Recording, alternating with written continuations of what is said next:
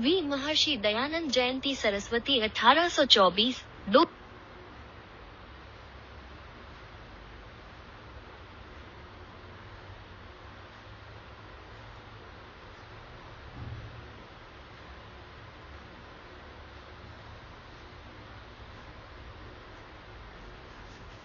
विश्वमार्यम आर्य समाज, एक परिचय, एक निमंत्रण। आशा है आप स्वस्थ व प्रसन्न होंगे। आज हम आपसे एक विशेष चर्चा करना चाहेंगे। निवेदन है कि केवल 15 मिनट का समय आप अवश्य दें। विश्वास रखें कि ये समय आपके परिवार, समाज और राष्ट्र के हित के लिए ही उपयोगी होगा। आजकल आप अक्सर सुनते हैं कि भारत पुनः विश्व गुरु बनेगा, तो एकदम से प्रश्न उठता है, क्या भारत पहले विश्व गुरु था? अगर था, तो फिर हम एकदम से गरीब और गुलाम कैसे हुए, और फिर से ऐसा क्या हुआ कि हमारा देश आज फिर से विश्व गुरु बनने का स्वप्न देख रहा है? आज हमारे सामने कुछ विशेष चुनौतियां हैं जिनके विषय में हर जिम्मेदार व्यक्ति को सोचना ही चाहिए। हम कुछ इसकी चर्चा करना चाहेंगे। आशा है आप अपना महत्वपूर्ण समय अवश्य देंगे। हमारे भारत देश का बेहद गौरवशाली इतिहास रहा है। सारी दुनिया का समस्त ज्ञान विज्ञान भारत की ही देन थी। सब लोग यहीं से सीख कर जाते थे। न तो गरीबी थी, न ही ऊंच नीच। बड़े से बड़े साधन, महल, भवन, अस्त्र शस्त्र आदि थे। हमारे यहाँ अत्यधिक उन्नत विमान थे। महाभारत में राष्ट्र को युद्ध का हाल बताने के लिए लाइव टेलीकास्ट, दूरदर्शन की व्यवस्था थी। आकाशवाणी का मतलब संचार व्यवस्था, मोबाइल आदि भी तो थे। किसी भी क्षेत्र का ज्ञान ऐसा नहीं था जो भारत में न हो। हमारे देश के चक्रवर्ती राजाओं का सारे विश्व के राजा लोहा मानते थे और उनका आधिपत्य स्वीकार करते थे। धन संपत्ति इतनी थी कि जिसकी कोई सीमा नहीं। आप अंदाजा लगा सकते हैं कि महाभारत के युद्ध से शुरू हुए विनाश काल के 4500 वर्षों बाद भी सोमनाथ जैसे हजारों मंदिरों से अरबों की संपत्ति लूटी गई। इसलिए उस समय हमारा भारत कहलाता था सोने की चिड़िया। प्रश्न ये पैदा होता है कि ऐसे क्या कारण हुए कि इतना वैभवशाली देश, इतना शक्ति संपन्न राष्ट्र अचानक विदेशी हमलावरों का शिकार होता गया। वे हमें लूटने यहाँ आने लगे और राजनैतिक शक्ति को कमजोर देख हमारे ऊपर अधिकार जमाने लगे। और ऐसा समय भी आया कि जब वे राजा बनकर बैठ गए और हमारी ओर से भी कोई बड़ा विरोध नहीं हुआ। वे यहाँ के शासक बन गए और हम उनकी प्रजा। मुगलों का शासन काफी समय तक रहा। उसके बाद यहाँ अंग्रेजों की दृष्टि पड़ी और वे इस वैभव को लूटने भागे। व्यापार करने आए और शासक बन गए। हमारी दुर्गति इससे ज्यादा क्या होगी कि हमें कोई फर्क ही नहीं पड़ रहा था कि हमारा अपना शासन है या नहीं, और दो बाहरी दुश्मन हमलावरों को हमारे ऊपर शासन करने के अधिकार दिलवाने के लिए दोनों ओर की फौज में हमारे भारतीय ही साथ दे रहे थे। हम राजनीतिक, सांस्कृतिक, सामाजिक और धार्मिक चारों ही क्षेत्रों में गुलाम हो चुके थे। जो शासक सत्ता में आए उन्होंने हमेशा के लिए यहाँ की सत्ता में रहने के लिए तैयारी की। हम जिन जिन कारणों से मजबूत थे, वे सभी कारण उन हमलावरों ने समाप्त करने शुरू किए। हमारा साहित्य समाप्त किया गया, बड़े बड़े पुस्तकालय जला दिए गए, ज्ञान विज्ञान के केंद्र रहे हमारे बड़े बड़े विश्वविद्यालय तोड़ दिए गए। हमारी गुरुकुलीय पद्धति समाप्त कर दी गई। हमारी धार्मिक आस्था को हमेशा के लिए खत्म करने के लिए हमारे मंदिर तोड़े गए, उन पर मस्जिदें आदि खड़ी कर दी गई। हमारी भाषा संस्कृत समाप्त कर अरबी फारसी लाद दी गई। हमारे उद्योग धंधे सही शासन के अभाव में समाप्त हो गए। हमारी कृषि की रीढ़ रहे गोवंश को मारने की प्रवृत्ति वाले शासकों के चलते हमारी कृषि कमजोर होती गई। हमारे धर्म ग्रंथों में मिलावट की गई, जिनके कारण महापुरुषों के चरित्रों पर लांछन लगे और धर्म के नाम पर अंधविश्वास पनपने लगे। पढ़े लिखे व्यक्तियों का धर्म से विश्वास उठने लगा, गरीब धर्म के अंधविश्वास में पिसने लगा। बाल विवाह, पर्दा प्रथा, सती प्रथा आदि कुरीतियां मुगलों की प्रताड़नाओं से बचने के लिए ही शुरू हुई। हमने इन्हें धर्म मान लिया। हमारी आदर्श वर्ण व्यवस्था कर्म के आधार पर नहीं, अब केवल जन्म के आधार पर तय होने लगी। कभी विश्वगुरु रहा भारत 18वीं शताब्दी आते आते दीनहीन, गरीब, अज्ञानी और गुलाम भारत के रूप में ही बनकर रह गया। ऐसे ही समय में भारत में एक दिव्यात्मा महर्षि दयानंद सरस्वती जी का जन्म हुआ। गुजरात के टंकारा में, जिन्होंने सारे भारत को फिर से विश्वगुरु बनाने के महान संकल्प के साथ कदम रखा। सारे देश में घूमे, धार्मिक अंधविश्वासों को देखा, सामाजिक कुरीतियों को देखा, देश के इतिहास को समझा, देश के भूगोल को समझा, हमारी कमजोरियों को पहचाना और उन सब के समाधान के लिए हमें नई राह की ओर ले जाने का भीषण संकल्प लिया और भारत के निरंतर समाप्त होते हुए अस्तित्व को पलट कर रख दिया।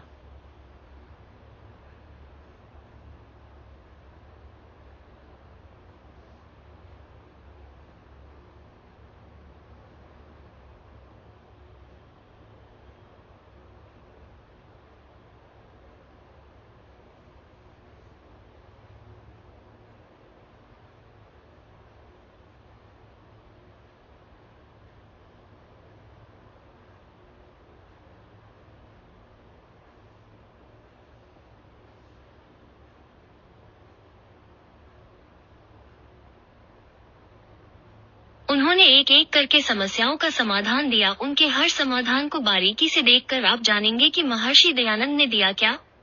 हम अपना इतिहास भूल चुके थे, नहीं जानते थे कि हम कभी विश्वगुरु थे। उन्होंने सबसे पहले हमारा स्वाभिमान जगाया और इतिहास बताते हुए कहा कि हमारे देश का नाम आर्यावर्त था। इसका सारी दुनिया पर आधिपत्य था और आर्यावर्त की सीमाएं अटक से कटक और जावा, सुमात्रा, अफगानिस्तान आदि तक दूर दूर तक फैली थी। उन्होंने बताया कि कभी हम सारी दुनिया के सबसे समृद्ध राष्ट्र थे। उन्होंने ही बताया कि सारी दुनिया ज्ञान विज्ञान सीखने हमारे देश भारत में ही आती थी। इसमें भारतीयों का स्वाभिमान जागा और अपने देश को वापस लेने की इच्छा शक्ति मजबूत हुई। हम अपनी भाषा भुला चुके थे। अब सब कुछ फारसी उर्दू में हो रहा था। अंग्रेजों के आने के बाद अंग्रेजी में शुरू हो गया था। संस्कृत ज्ञान विज्ञान की नहीं केवल कर्मकांड की भाषा बनकर ही रह गई थी। पर दयानंद ने हमें ये कहते हुए चेतना दी कि समस्त ज्ञान विज्ञान का मूल स्रोत तो वेद ही है, जिससे सारी विद्याएं निकलती हैं और संस्कृत के ज्ञान के बिना उनका जानना संभव नहीं है। अतः संस्कृत का पुनर्जागरण हुआ और वो आधुनिक युग में एक चमत्कार ही था। उन्होंने ही हिंदी के माध्यम से भारत को एक सूत्र में पिरोने वाली भाषा के रूप में आगे बढ़ाया। अब भारत अपनी भाषा का महत्व पहचान चुका था। हम ये भूल चुके थे कि हमारा अपना शासन भी हो सकता है। ज्यादातर भारतीय केवल मुगल शासन और अंग्रेजी सत्ता की अच्छाई या बुराई ही देखा करते थे। प्रथम महापुरुष महर्षि दयानंद जी ही हुए जिन्होंने हमें सबसे पहले स्वराज्य शब्द की देन दी। ये उनकी सबसे बड़ी देन थी। उन्होंने उस समय अमर वाक्य लिखा जब लोग अंग्रेजी शासन को ही वरदान समझने लगे थे। कोई कितना भी करे, परंतु जो स्वदेशी शासन होता है वही सर्वोपरि व उत्तम होता है। भारतीयों की चेतना जगी और वे स्वराज्य पाने के लिए एकत्र होने लगे।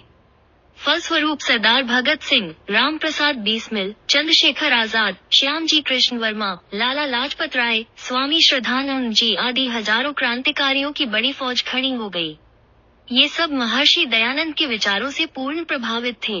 प्राचीन शिक्षा की रीत रही हमारी गुरुकुलीय परंपरा ध्वस्त हो चुकी थी। जिस देश में लाखों गुरुकुल थे वो अनपढ़ों का देश कैसे बन गया? ये षड्यंत्र नहीं तो क्या था? महर्षि ने इस जरूरत को समझा और गुरुकुलों का खुलना आरंभ हुआ। विश्व प्रसिद्ध गुरुकुल कांगड़ी जैसे और आज देश में खुले अनेक गुरुकुल उन्हीं के शिष्यों द्वारा खोले गए। उस समय दोनों ही विदेशी शासक गाय के प्रति क्या भाव रखते थे, ये सब जानते हैं, जिसके कारण हमारे देश की कृषि और पशुधन दोनों घटते जा रहे थे।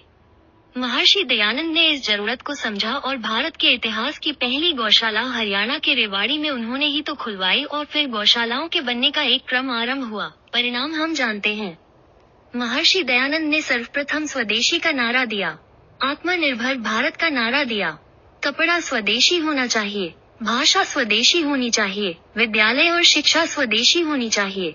इसी क्रम में उन्हीं की प्रेरणा प्राप्त शिष्यों ने स्वदेशीकरण को मूर्त रूप देते हुए भारत के पहले स्वदेशी बैंक का प्रारंभ कर दिया। नाम आप जानते ही होंगे, PNB, पंजाब नेशनल बैंक। आपको सुनकर प्रसन्नता होगी कि आर्य समाज लाहौर ने ही पंजाब नेशनल बैंक की स्थापना की थी। जन्म जातिवाद पर प्रहार महर्षि दयानंद सरस्वती जी ने जब ये गहराई से अनुभव किया कि जन्म के आधार पर लागू हुई वर्ण व्यवस्था ने हमारे समाज को ऊंच नीच और जातिवाद की खाई में डाल दिया है, तो उन्होंने वास्तविक वर्ण व्यवस्था जो कि गुण, योग्यता और कर्म पर आधारित है की बात मजबूती से उठाई। लोग जागे और एकजुट होने लगे। जाति सूचक शब्दों को नामों के साथ लगाना बंद हुआ। अब सब भारतवासी थे। आर्य समाज के बनाए गुरुकुलों में, स्कूलों में सब जातियों के बच्चों को एक ही स्थान पर, एक ही जैसे खान पान के साथ बैठने के अवसर के बाद भारतीयों के बीच की खाई भरने लगी। कर्म के आधार पर जाति व्यवस्था की बात उस समय के लिए बड़ी क्रांति थी। बाल विवाह का निषेध और विधवा विवाह का प्रारंभ महर्षि दयानंद सरस्वती जी ने देश में विधवाओं की चिंता पर आंसू बहाए थे। वे उनकी करुण स्थिति देखकर बेहद व्यथित थे। बाल विवाह होने और विधवा विवाह न होने के कारण लाखों बाल विधवाएं इस देश में थी। महर्षि दयानंद सरस्वती जी ने जमकर विधवा विवाह का समर्थन किया और बाल विवाह के विरोध में मजबूती से अपनी बात रखी। उन्हीं के शिष्यों ने क्रांतिकारी कदम उठाते हुए अपने बच्चों के विधवाओं से विवाह आरंभ किए और विधवाओं की परिस्थिति में परिवर्तन आना आरंभ हुआ और महर्षि के शिष्यों ने ही बाल विवाह को खत्म करने वाला कानून भी बनवाया है, जिसे शारदा एक्ट के नाम से जाना जाता है।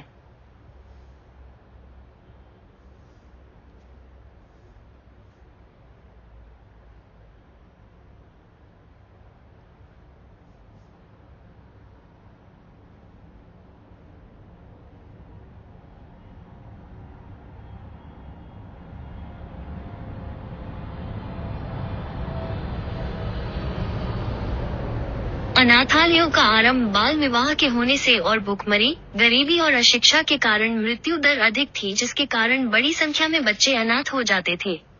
महर्षि दयानंद जी ने देखा कि अंग्रेज मिशनरियां इन बच्चों को ले जाती हैं और सेवा के नाम पर उन्हें ईसाई बना देती हैं। अतः उन्होंने देश के इतिहास का पहला हिंदू अनाथालय खोला और अनाथों के संरक्षण का बड़ा कदम आरंभ हुआ। इसके पश्चात तो लगातार अनाथालय खुलने लगे और अंग्रेजों का षड्यंत्र समाप्त हुआ। शिक्षा व्यवस्था की क्रांति। विदेशी शासन में हमारा जो सबसे बड़ा नुकसान हुआ, वो भारत की शानदार शिक्षा ढांचे का समाप्त होना था। महर्षि दयानंद सरस्वती जी देश की वर्तमान अवस्था का सबसे बड़ा कारण अशिक्षा को मानते हैं। उन्होंने सबके लिए शिक्षा, अनिवार्य शिक्षा, समान शिक्षा, निःशुल्क शिक्षा की जोरदार वकालत की। उन्होंने अपने काल में संस्कृत पाठशाला आरंभ की और गुरुकुल व्यवस्था को पुनः आरंभ करने पर जोर दिया। महर्षि दयानंद सरस्वती जी की स्मृति में लाहौर में पहला DAV स्कूल खोला गया, जो आगे चलकर एक बड़ा आंदोलन बन गया। दूसरी ओर गुरुकुल कांगड़ी जैसे गुरुकुलों का खोला जाना आरंभ हुआ, जिसका परिणाम देश में एक नया शिक्षित वर्ग पैदा हुआ, जिसने देश में परिवर्तन की एक क्रांति खड़ी कर दी। वेद का सही अर्थ प्रकाशित किया। हमारे देश से वेद के नाम पर अवैदिक मत बन चुके थे। वेद की गलत व्याख्या की गई थी, ताकि हमारे मनों में वेद के प्रति नकारात्मक भाव भर जाएं और हम अपने ग्रंथों से ही घृणा करने लगे। ऐसा हुआ भी, पर दयानंद का सबसे बड़ा प्रहार इसी क्षेत्र में था। उन्होंने स्पष्ट घोषणा की वेद निष्कलंक हैं और उनके अर्थ करने वालों ने अनर्थ किया है। उन्होंने पुनः वेद का भाष्य किया, जिसे उनकी सबसे बड़ी कृपा माना जाएगा। उन्होंने स्पष्ट किया कि वेद में पशु बलि का विधान नहीं, यज्ञों में बलि की बात नहीं। वेद तो विज्ञान का मूल स्रोत है। भारतीयों के मन में अपनी प्राचीन संस्कृति के प्रति मान स्वाभिमान जागा और वे भारत के वैभव को वापस लाने के लिए युद्ध में कूद पड़े। नमस्ते का अभिवादन। हमारे यहाँ अलग अलग अभिवादन प्रचलित हो चुके थे, जिसके कारण अभिवादन करते ही पता लग जाता था कि ये अलग वर्ग का है, ये उस वर्ग या जाति का है। परिणाम था एकता की शक्ति का अभाव। नमस्ते महर्षि दयानंद सरस्वती जी की सुनहरी देन के रूप में मानी जाएगी। नमस्ते वेद का शब्द है, किंतु वेद ज्ञान के अभाव से अभिवादन के अनेक तरीके बन गए थे। महर्षि ने नमस्ते शब्द की व्यापक वकालत की और आज नमस्ते शब्द जो है वो विश्व में भारत की पहचान बन गया है। प्राचीन यज्ञों की वैज्ञानिकता को सिद्ध किया। 16 संस्कारों की प्राचीन परंपरा को पुनः जागृत किया। साहित्य केवल राजाओं की स्तुति का ही लिखा जाता था, उन्होंने इसको समाज की समस्याओं से जोड़ने की परंपरा बनाई। परिणाम स्वरूप मुंशी प्रेमचंद और गुरुदत्त जैसे अनेक साहित्यकार बने। ब्रह्मचर्य पालन का सुविचार, व्यायाम, योग, ध्यान की प्रेरणा एवं शाकाहार का लाभ बताया। पशु हिंसा, बलि प्रथा का जोरदार विरोध किया। एक और महत्वपूर्ण बात करते हुए सर्वप्रथम नमक पर कर लगाने का स्पष्ट खंडन किया। आज उनके द्वारा स्थापित किया गया आर्य समाज लगभग 150 वर्ष का होने जा रहा है। आज ये सारे विश्व में अपनी शिक्षा और संस्कार और सेवा के कार्यों को करने में निरंतर संलग्न है। आर्य समाज की मान्यताएं: संपूर्ण संसार की रचना, पालन, पोषण और संहार करने वाला ईश्वर एक है। वेद ईश्वर की अमृतवाणी है और सारे संसार का ज्ञान, विज्ञान वेदों में ही समाया है। प्रत्येक मनुष्य को अपने निजी जीवन, परिवार, पशु, पक्षी, माता पिता और संसार की उन्नति एवं कल्याण के लिए 5 महायज्ञ अवश्य ही करने चाहिए। ईश्वर का आभार है कि उसने हमें इतनी सुंदर दुनिया दी, जैसी दुनिया दी उसको वैसा रखने के लिए हवन आदि करना, माता पिता की सेवा एवं आज्ञा पालन जो आज हम हैं तो उन्हीं की तपस्या के कारण समस्त विद्वानों की।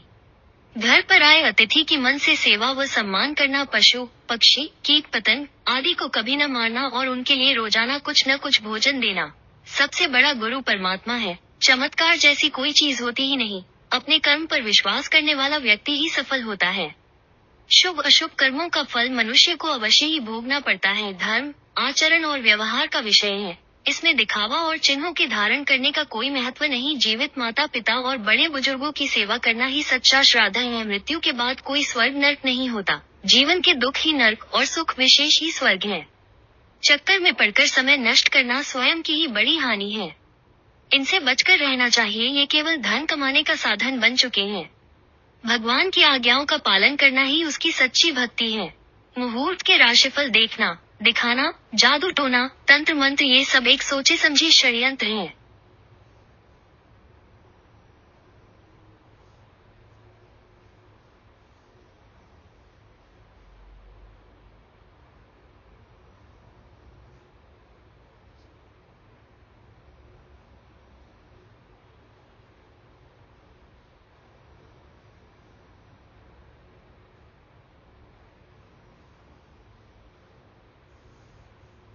आइए जाने क्या क्या है आर्य समाज की विश्व को देन। लगभग 10,000 आर्य समाज मंदिर विश्व भर में समाज कल्याण के लिए स्थापित हैं।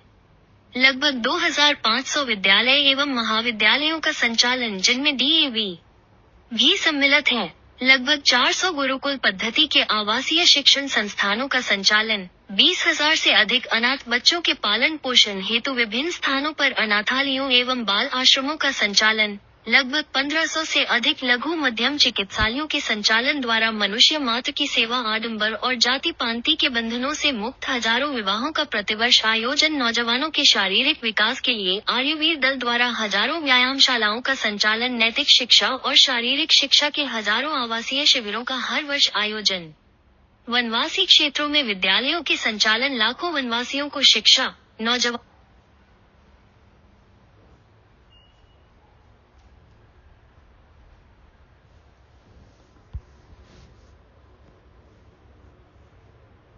के लिए उच्च शिक्षा के लिए शहरों में स्थायी आवासीय केंद्रों का संचालन, महिलाओं के लिए लघु उद्योग प्रशिक्षण केंद्रों का संचालन, महिला आश्रम, वानप्रस्थ आश्रम, संन्यास आश्रम आदि का संचालन, सारे देश में सैकड़ों गौशालाओं का संचालन। महर्षि दयानंद सरस्वती जी के अनेक शिष्यों ने उनके कार्यों को आगे बढ़ाने के लिए अपने जीवन की आहुति दी, चाहे देश को आजाद करवाने में, चाहे शिक्षा क्रांति में, गुरुकुलों के निर्माण में, चाहे सामाजिक कुरीतियों के निवारण में। महर्षि दयानंद सरस्वती जी के जीवन की यह बड़ी सफलता थी कि उनके अनेक शिष्यों ने उनके कार्यों को पूरा करने में अत्यधिक मेहनत की और अपना सर्वस्व न्यौछावर कर दिया। आर्य समाज के सुधारवादी कामों से क्रुद्ध होकर कुछ लोगों ने ऐसी बातों का फैलाने का प्रयास किया जो आर्य समाज की विचारधारा का भाग कभी थी ही नहीं, ताकि आम जनता भ्रमित होकर आर्य समाज की बातों को ही न सुने और प्रभावित न हो। जैसे आर्य समाज राम और कृष्ण को नहीं मानता, आर्य समाज भगवान को नहीं मानता। सुनकर हैरानी होती है, वास्तविकता तो इससे ठीक उल्टी है। आर्य समाज का कोई भी कार्य ईश्वर स्तुति, प्रार्थना, उपासना मंत्रों से ही प्रारंभ होता है और महर्षि दयानंद जी ने अमर ग्रंथ सत्यार्थ प्रकाश का पहला भाग केवल ईश्वर के गुणों का चिंतन करने के लिए ही समर्पित किया है। महर्षि ईश्वर उपासना के लिए ही एक पूरी पुस्तक लिखते हैं, आर्याभिविनय, जिसमें केवल ईश्वर की प्रार्थना का ही वर्णन है। और आर्य समाज मर्यादा पुरुषोत्तम श्री रामचंद्र जी महाराज और योगीराज श्री कृष्णचंद्र जी को भारतीय वैदिक परंपरा के आधार के रूप में सदैव से ही आदर्श स्वीकार करता आया है। आज लगभग प्रत्येक आर्य संस्था में मर्यादा पुरुषोत्तम श्री राम और योगीराज श्री कृष्णचंद्र महाराज के चित्र अवश्य मिलेंगे। अगर आर्य समाज उन्हें नकारता तो भला चित्र क्यों लगाता, विचारने की बात है। खैर, आज हम आगे आने वाली चुनौतियों की चर्चा करना ज्यादा उपयोगी समझते हैं और आपसे भी निवेदन करते हैं कि आप भी इन विषयों को गहराई से समझकर इसे आगे फैलाने में सहयोग करें, क्योंकि ये हमारे भविष्य की नहीं बल्कि हमारे अस्तित्व के लिए भी चुनौती बन चुके हैं। आज नई चुनौतियां हमारे सामने खड़ी हो चुकी हैं। हमें उन चुनौतियों को गहराई से समझना होगा। देश आजाद हो गया, लेकिन अनेक शक्तियां फिर से भारत पर अपना अधिकार करने का षड्यंत्र कर रही हैं। हम सबको इसे समझना होगा। आज हमारे समाज और राष्ट्र के साथ अनेक षड्यंत्र हो रहे हैं, पर वे सीधे तौर पर नजर नहीं आते। हमें उनको गहराई से समझना होगा। स्वामी श्रद्धानंद, महात्मा हंसराज, श्याम जी कृष्ण वर्मा, मुंशी प्रेमचंद, वीर सावरकर, पंडित गुरुदत्त, विद्यार्थी शिवकर, बापू तलपड़े, राम प्रसाद बिस्मिल भाई, परमानंद, सरदार भगत सिंह, करतार सिंह सराभा, लाला लाजपत राय।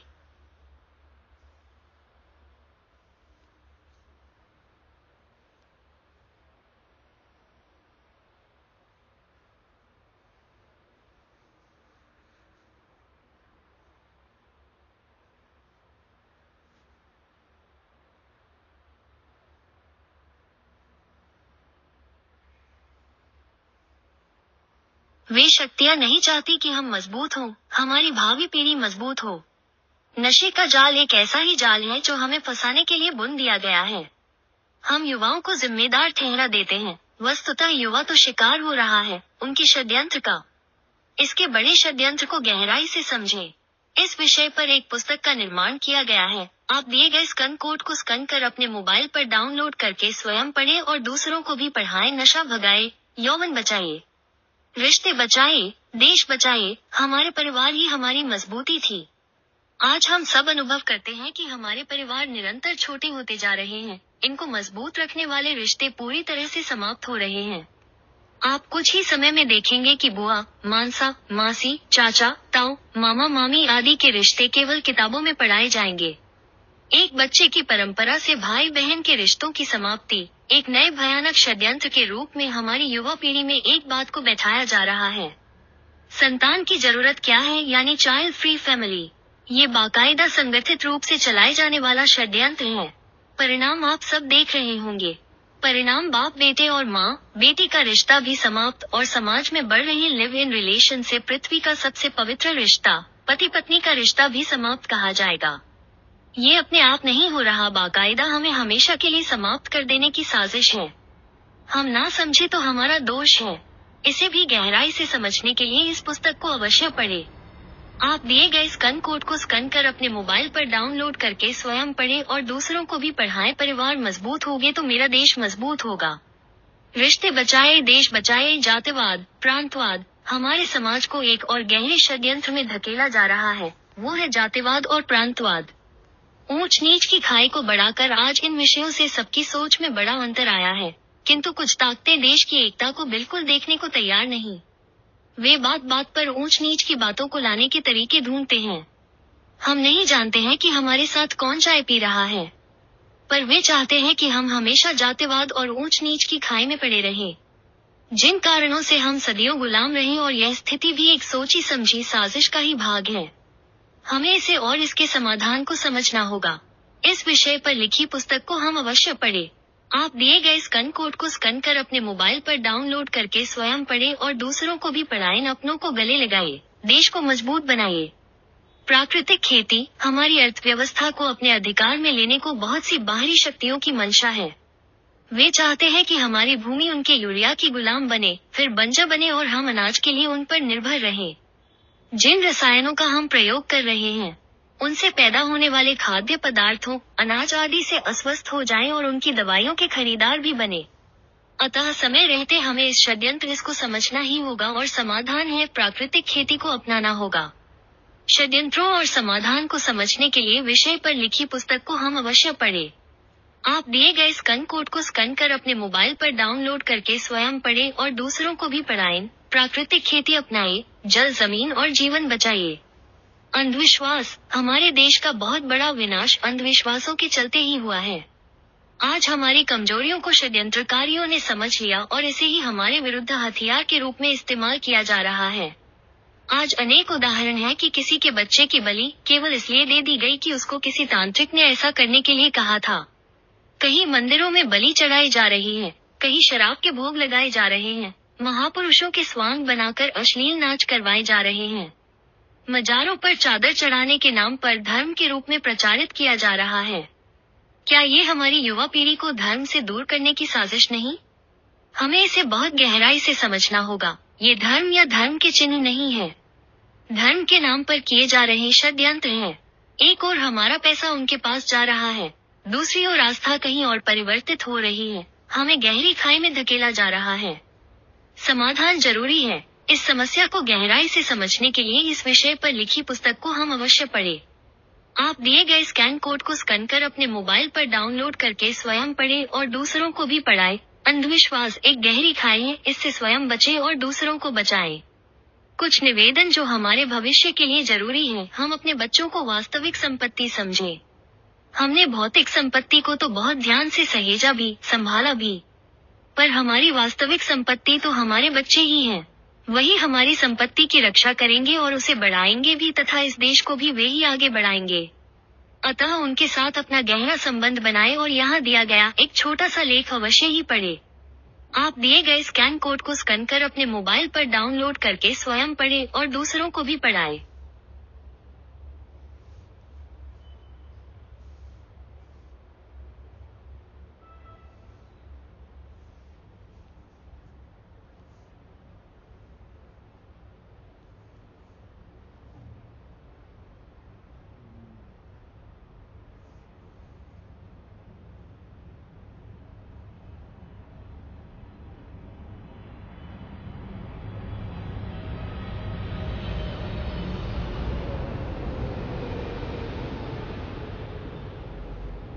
शाकाहार अपनाएं। हमारा खान पान ही हमारी पहचान है। हमारा खान पान ही हमारी संस्कृति की पहचान है। इसे बचाकर रखना हमारी बहुत बड़ी जरूरत है। विदेशियों के हमले से जो हमारे खान पान में बिगाड़ आया था, हमने उसे ही अपना खान पान समझ लिया। शाकाहार वेद का आदेश है मनुष्यों के लिए, सबसे अधिक आवश्यक भी इसकी जरूरत को हमें समझना होगा। खान पान के महत्व को समझने के लिए आप दिए गए स्कैन कोड को स्कैन कर अपने मोबाइल पर डाउनलोड करके स्वयं पढ़ें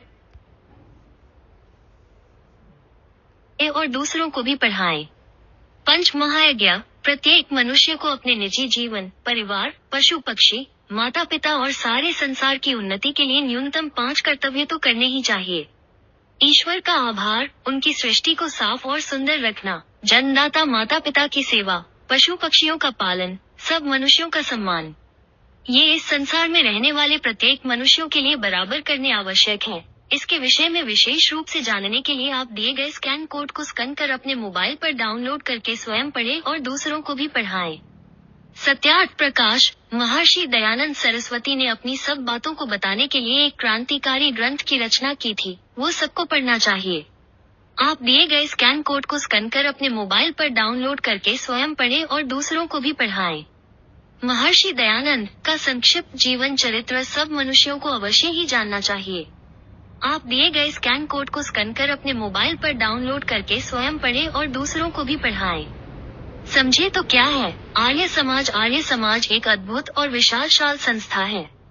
आप दिए गए स्कैन कोड को स्कैन कर अपने मोबाइल पर डाउनलोड करके स्वयं पढ़ें और दूसरों को भी पढ़ाएं।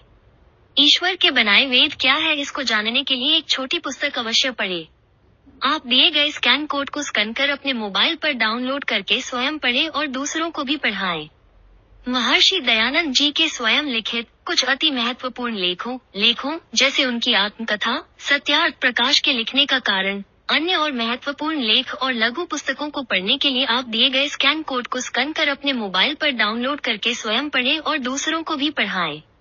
महर्षि दयानंद जी अनेक असाधारण गुणों के धनी महान व्यक्तित्व के स्वामी थे।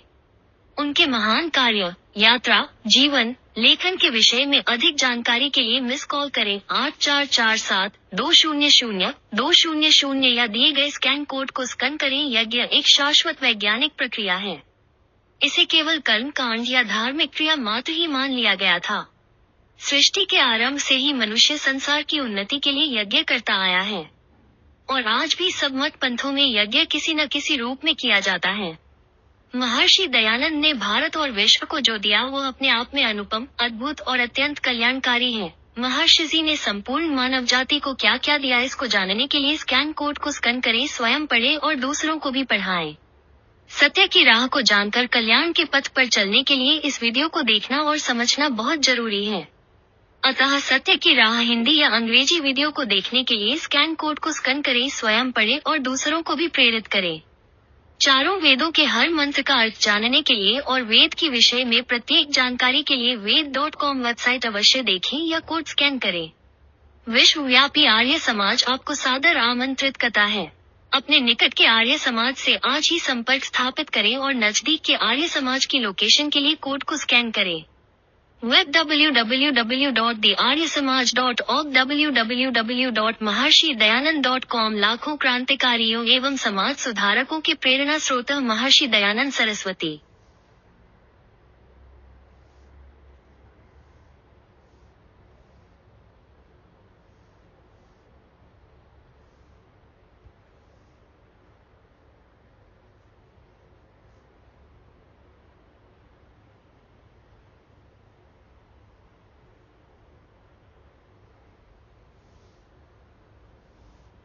ओ तीन म सामवेद महर्षि दयानंद सरस्वती सनातन धर्म रक्षक आर्य समाज। आर्य शब्द हमारी संस्कृति का सम्मानजनक शब्द है।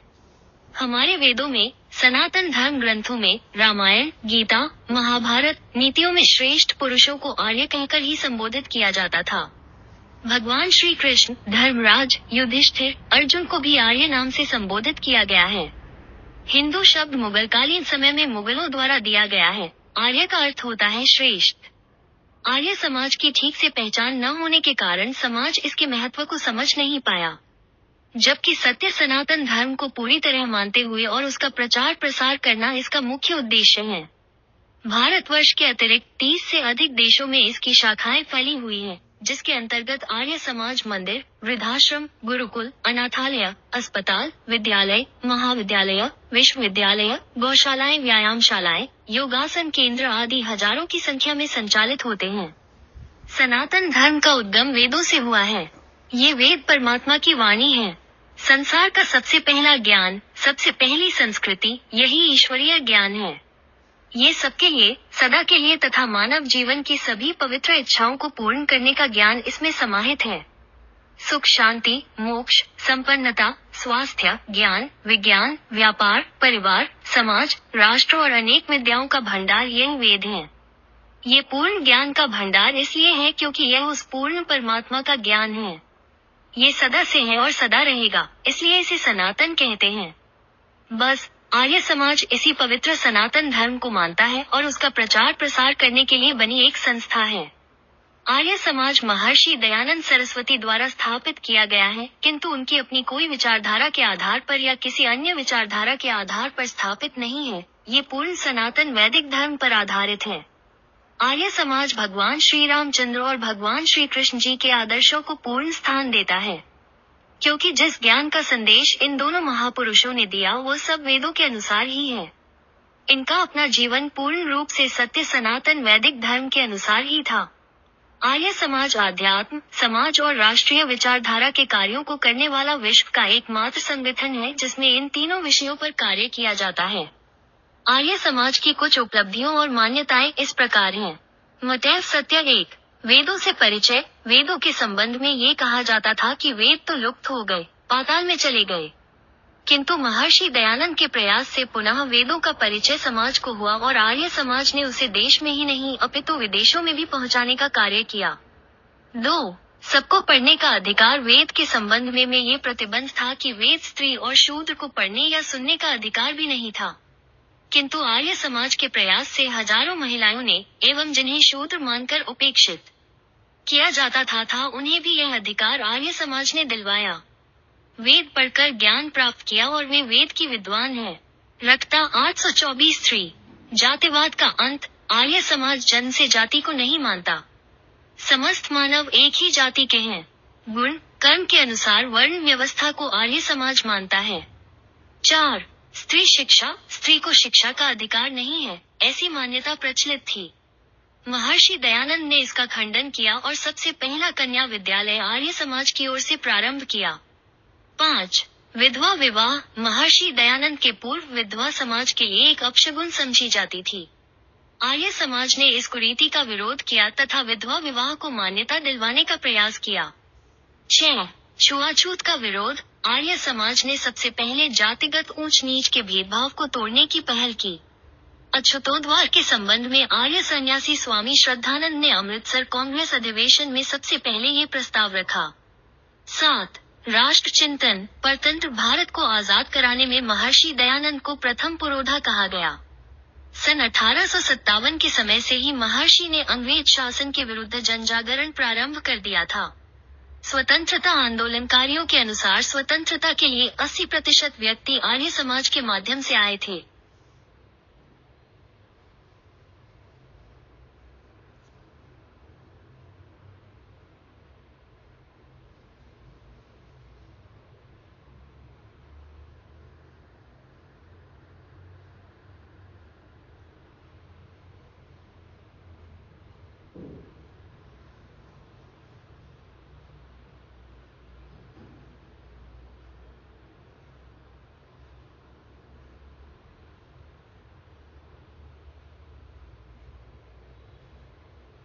आठ, गुरुकुल। सनातन धर्म की शिक्षा व संस्कृति के ज्ञान केंद्र गुरुकुल थे। प्रायः गुरुकुल परंपरा लुप्त हो चुकी थी। आर्य समाज ने पुनः उन्हें शुरू किया। 9, गौरक्षा अभियान। ब्रिटिश शासन के समय से ही महर्षि ने गाय को राष्ट्रीय पशु घोषित करने व गौवध पर पाबंदी लगाने का प्रयास प्रारंभ कर दिया था। गौर करुणा निधि नामक पुस्तक लिखकर गौवंश के महत्व को बताया। 10, हिंदी को प्रोत्साहन। स्वामी दयानंद सरस्वती ने राष्ट्र को एक सूत्र में बांधने के लिए हिंदी को राष्ट्रभाषा का दर्जा दिलाने के लिए सर्वप्रथम प्रयास किया। 11, यज्ञ। सनातन धर्म में यज्ञ का बहुत महत्व है। जितने भी शुभ कर्म होते हैं उनमें यज्ञ अवश्य किया जाता है, किंतु यज्ञ का स्वरूप बिगाड़ दिया गया था। ऐसी स्थिति में यज्ञ के सनातन स्वरूप को पुनः आर्य समाज ने स्थापित किया, जन जन तक उसका प्रचार किया और लाखों व्यक्ति नित्य हवन करने लगे। 12. शुद्धि संस्कार व सनातन धर्म रक्षा। सनातन धर्म से दूर हो गए अनेक हिंदुओं को पुनः शुद्धि कर सनातन धर्म में प्रवेश देने का कार्य आर्य समाज ने ही प्रारंभ किया। यों सन 1983 में दक्षिण भारत मीनाक्षीपुरम में पूरे गांव को मुस्लिम बना दिया था, शिव मंदिर को मस्जिद बना दिया था। संपूर्ण भारत से आर्य समाज द्वारा आंदोलन किया गया और वहां जाकर हजारों आर्य समाजियों ने शुद्धि हेतु प्रयास किया और पुनः सनातन धर्म में सभी को दीक्षित किया। मंदिर की पुनः स्थापना की। स्वर्णिम वर्ष कश्मीर में जब हिंदुओं के मंदिर तोड़ना प्रारंभ हुआ तो उनकी ओर से आर्य समाज ने प्रयास किया और शासन से करोड़ों का मुआवजा दिलवाया। विश्वमार्यम ऐसे अनेक कार्य हैं जिनमें आर्य समाज सनातन धर्म की रक्षा के लिए आगे आया और संघर्ष किया, बलिदान भी दिया। तंतु 13. धर्म व ईश्वर। सबका धर्म व ईश्वर एक है। बिना धर्म के मानव मानव नहीं तथा बिना ईश्वर के सानिध्य के जीवन सफल नहीं है। बिना ईश्वर के कुछ भी संभव नहीं है। 14. पंच महायज्ञ। प्रत्येक व्यक्ति को प्रतिदिन ब्रह्मयज्ञ, संध्या, ईश्वर का गुणगान, देव यज्ञ, हवन, अग्निहोत्र, पितृयज्ञ, माता पिता, गुरु की सेवा, सत्कार, अतिथि यज्ञ, घर आए हितैषी, विद्वान का सत्कार, बलिविश्वदेव यज्ञ, अपने पर आश्रित पशु पक्षी कीट पतंगों को भोजन। 15. बाल विवाह, सती प्रथा एवं दहेज का विरोध किया। आर्य समाज न होता तो वेदों का मान कहाँ होता। सब कुछ होता लेकिन हिंदुस्तान नहीं होता। धर्म कर्म की गलियां अपनी अपनी राहों पर जाती हैं, राह भिन्न हो तो मंजिल दूर रह जाती है। कर्म महान न हो तो कर्ता कभी महान नहीं होता। सब कुछ होता लेकिन हिंदुस्तान नहीं होता। आर्य समाज के 10 नियमों में ये 2 भी हैं। संसार का उपकार करना आर्य समाज का मुख्य उद्देश्य है, अर्थात शारीरिक, आत्मिक और सामाजिक उन्नति करना। प्रत्येक को अपनी ही उन्नति में संतुष्ट न रहना चाहिए, किंतु सबकी उन्नति में ही अपनी उन्नति समझनी चाहिए। तो आए इस मानव हितैषी संगठन से जुड़कर सनातन धर्म, समाज व राष्ट्र की उन्नति में भागीदार बनिए। साथ ही आर्य समाज के सत्संगों में पधारकर जीवन लाभ प्राप्त करें। कृण्वन्तो विश्वमार्यम सार्वदेशिक अर्थ प्रतिनिधि सभा दिल्ली के सहयोग से आर्य प्रतिनिधि सभा मुंबई द्वारा आर्य आयोजित आर्य समाज 150 आर्य समाज का 150वां स्थापना वर्ष महासम्मेलन 29-30 मार्च 2025 सिडको कन्वेंशन सेंटर, वाशी नई मुंबई।